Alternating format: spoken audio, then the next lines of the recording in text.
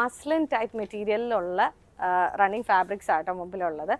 നല്ല കോട്ടൻ്റെയാണ്, നല്ല useful, I mean നമുക്ക് കംഫർട്ടബിൾ ആയിട്ട് വെയർ ചെയ്യാൻ പറ്റിയതാണ്. കോൺട്രാസ്റ്റിംഗ് ഓഫ് വൈറ്റ് ത്രെഡ്സിലാണ് ഇതിൽ വന്നിരിക്കുന്നത്. കാത്ത വർക്കിൻ്റെ ഇഫക്റ്റിലാണ് എംബ്രോയ്ഡറി പോയിരിക്കുന്നത് കേട്ടോ.